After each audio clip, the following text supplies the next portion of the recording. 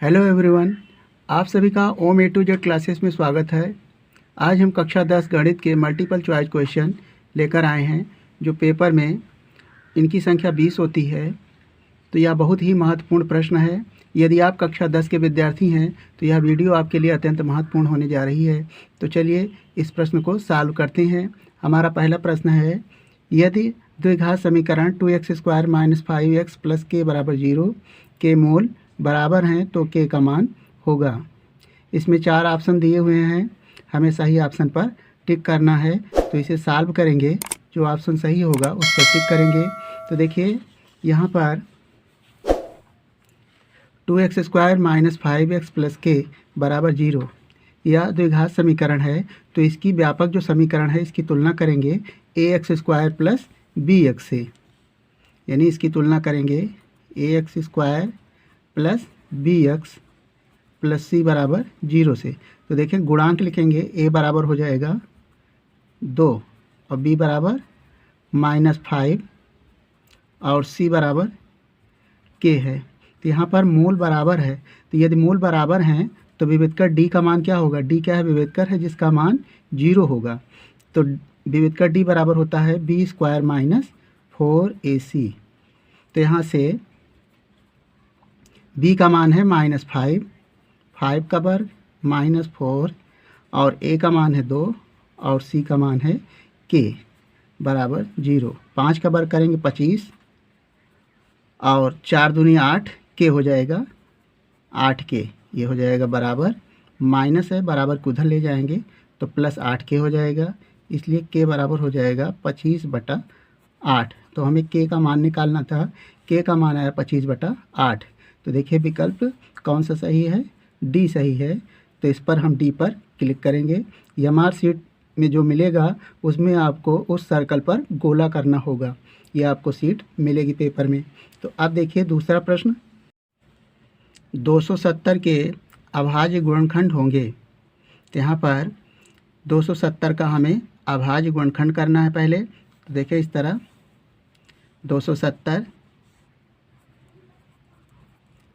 यहाँ पर इस संख्या से 0 या 5 से आप काट सकते हैं, 5 से काट लें, 50 25 और हो जाएगा 2 बचा 5 चौक 20। फिर 2 से काटें, 2 से काटेंगे 2 दूना 4 और 1 बचा 2 सते 14। 3 से काटें, 3 9 27 और 3 त्रिका 9, 3 एका 9 3। तो यहाँ पर देखें 3 की तीसरी है 1 2 3। तो जो ऑप्शन होगा 3 की तीसरी होगा और उसके बाद 5 और फिर 2। तो यहाँ पर देखें जो ऑप्शन होगा आपका, यानी 3 की 3 घात और 5 है और 2 है। तो यहाँ पर पहले 2 है, ये गलत हो गया। यहाँ पर 3 है, 5 है लेकिन 2 नहीं है। यहाँ पर 3 की तीसरी है, 5 है और 2 है। तो यहाँ पर जो ऑप्शन सही होगा वह सही होगा ऑप्शन नंबर सी। तो हमारा ऑप्शन नंबर सी सही होगा, तो हम सी पर टिक करेंगे।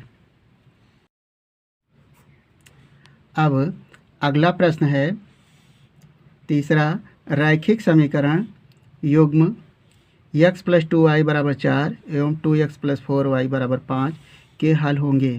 तो यहाँ पर हमें 2 रैखिक समीकरण दिए हुए हैं, तो इनका हल जो ऑप्शन आएगा वह इसमें से हमें सही करना है। तो देखें इसकी सबसे पहले इसके व्यापक समीकरण ax + by + c से दोनों समीकरण को तुलना करेंगे। तो इसका व्यापक समीकरण होता है ax + by + c = 0। तो यहाँ पर ax + 2y = 4 है। तो यहाँ से हम इसकी तुलना कर सकते हैं इस तरह, x + 2y और ये -4 = 0। ये 4 है बराबर किधर लाएंगे? तो 2 समीकरण हैं, तो a1 b1 और c1 कर लें। तो यहाँ आ जाएगा a1 बराबर कितना आएगा 1, इसके गुणांक लिखेंगे 1, b1 बराबर 2 और c1 बराबर -4। इसी तरह इसकी तुलना करेंगे तो a2 बराबर, यानी दूसरा समीकरण है, तो a2 बराबर 2 और b2 बराबर हो जाएगा 4, b2 बराबर 4 और c2 बराबर हो जाएगा, इस 5 को बराबर किधर लाएंगे तो -5 हो जाएगा, c2 बराबर -5। अब यहाँ पर दोनों की कंपेयर करें, तुलना करें तो इस तरह लिखेंगे A1 अपान B1, A1 अपान A2 लिखें, A1 अपान A2। तो A1 अपान A2 आया, A1 1 है और A2 है 2। दूसरी स्थिति में B1 अपान B2 बराबर B1 है 2 और B2 है 4, और फिर C1 अपान C2। तो C1 है -4 और C2 है -5। ठीक, अब यहाँ से देखें A1 अपान A2 1/2 है और B1 अपान B2 इसे सरल भी कर सकते हैं, तो यह भी 1/2 आ जाएगा।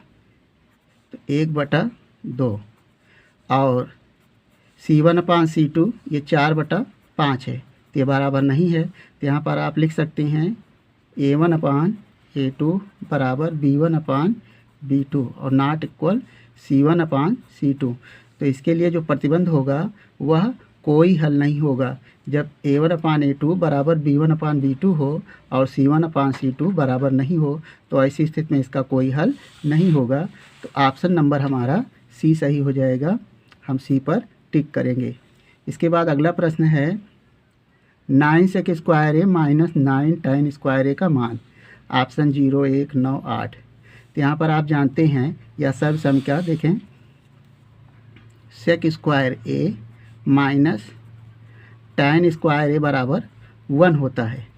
यह सर्व सम क्या है, आप इसे जानते हैं, इसका मान 1 होता है। तो जो हमारा क्वेश्चन है 9 sec स्क्वायर ए माइनस 9 tan स्क्वायर ए है। तो यहाँ पर देखें, जो यदि हम सर्वसंख्या का प्रयोग करेंगे तो यहाँ पर 9 को हटाना होगा। तो क्या करेंगे, हम 9 कॉमन ले लेंगे।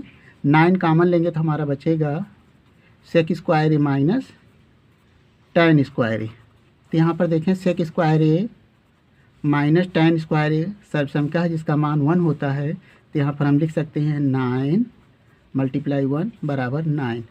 तो इसे हल करने पर 9 सेक स्क्वायर ए माइनस 9 tan स्क्वायर ए का मान 9 आता है। तो देखें ऑप्शन नंबर यहाँ पर सी सही होगा। तो हम सी पर टिक करेंगे। अब देखें प्रश्न संख्या 5x square minus 3x plus 2 बराबर 0 के मूलों का योगफल। तो देखें इसको 5x square 5x square minus 3x plus 2 3x plus 2 बराबर 0 है। तो इसके व्यापक समीकरण से तुलना करेंगे ax square plus bx plus c बराबर 0। तो सबसे पहले a बराबर 5, अगर गुणांकों की तुलना करेंगे तो यहाँ a बराबर है 5 और b बराबर है -3 और c बराबर है 2।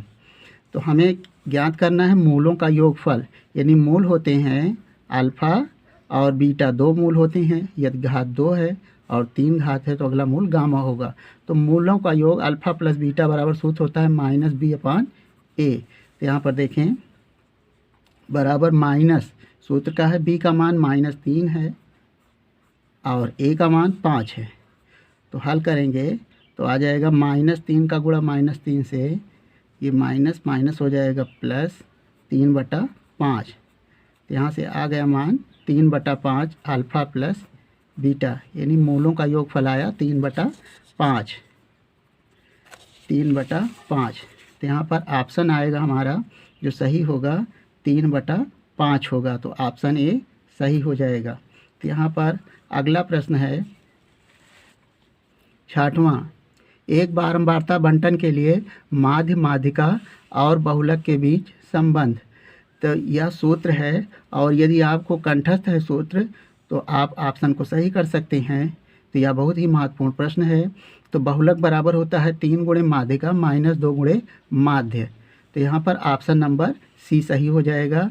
तो आप सी ऑप्शन पर टिक करेंगे।